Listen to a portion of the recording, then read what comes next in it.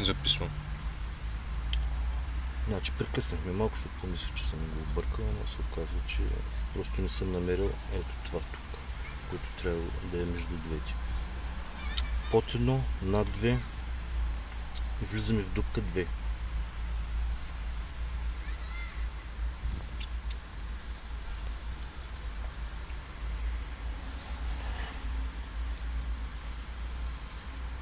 Над 2, 1, 2, над 2,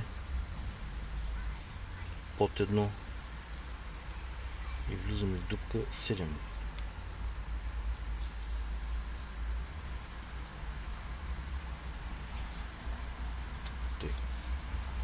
Сега е под 1, над 1, под 1, над 1.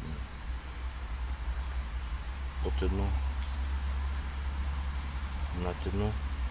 И тук проблема е между двете да се изкара и да се намери ето и което помисля, че съм го объркал. Под 1, над 1, под 1.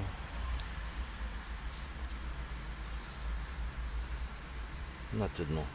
И влизаме в дупка 3. С което се свързват вече двата шева. И трябва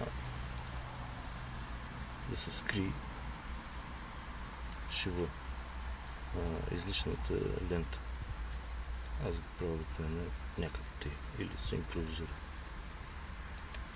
И се реже и тук, и тук, и това, което завършихме, се реже максимално близко, не излиза. Само да спря за секунда.